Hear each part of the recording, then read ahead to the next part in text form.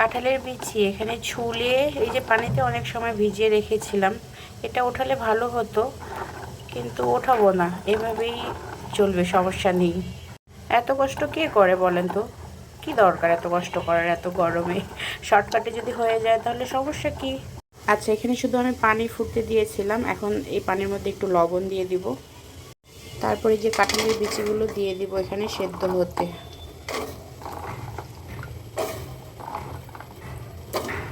আচ্ছা, সেদ্ধ হতে থাক, তারপর আমরা এখন অন্যগুলো রেডি করি। বিচিগুলো সিদ্ধ হয়ে একবারে পানিটা অনেকটা টেনে গেছে, মানে অল্প একটু আছে। এটা আমি এখন যেভাবে দিলে এটা আছে সেটা বের হয়ে যাবে। এই তো একটা প্লেটে এখন এগুলো ঢেলে নিব। আমি এখন এভাবে একটা গ্লাসের সাহায্যে এগুলো চটকে নিব। অনেকে অনেকভাবে কি বলে পাটা নোড়া কি আছে সব কিছু দিয়ে চটকে নেয়। আমার আবার বাচ্চা কাচ্চা নিয়ে এত সময় নেই, কি করব, এভাবেই আমার হয়ে যায়। এই যে দেখেন একবারে পাটার মতোই হয়ে যাচ্ছে। এই তো চটকানো শেষ আমার। একটু দানা দানা থাকলে মুখের মধ্যে ভালো লাগে খেতে।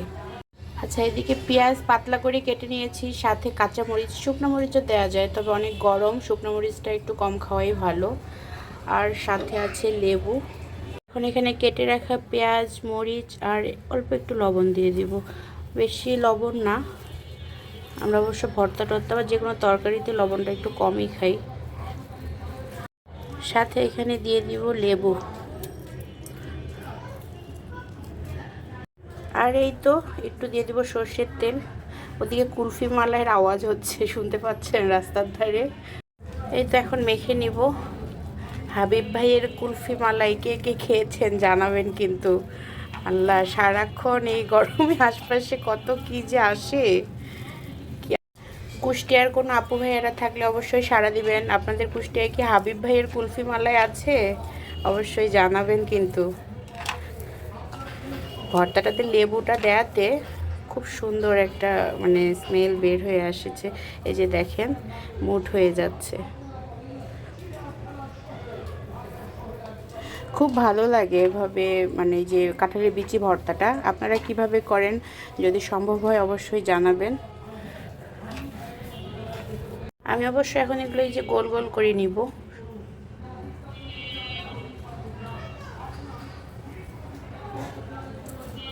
এই তো প্রায় সবগুলোই আমার গোল করা হয়ে গিয়েছে। আসলে গোল আমি কেন করছি, কারণ এই কাঁঠালের বিচিটা কিন্তু খুব সহজেই নষ্ট হয়ে যায়। আর যা গরম, যার যতটুকু প্রয়োজন সে ততটুকুই নিয়ে খেয়ে নিতে পারবে। অযথা নষ্ট করে কী লাভ বলেন তো? আর থেকে গেলে পরে খাওয়া যাবে, তাই না? আমি আবার যে কোনো জিনিস নষ্ট করে একটু খুব কমই পছন্দ করি, ভালো লাগে না আমার নষ্ট করতে। এই তো ভর্তা আমার রেডি। এটুকু রেখেছি আমার ছোটো মেয়ের জন্য, ওকে দিব আর কি। ওকে আমি সব কিছুই খাওয়ানোর অভ্যাস করি, আর মাশাআল্লাহ ও কথা শোনে আর কি। তো যাই হোক, এই তো দেখেন কি সুন্দর লাগছে না? আমার কাছে তো ভালো লাগছে, আপনাদের কাছে কেমন লাগছে অবশ্যই জানাতে ভুলবেন না।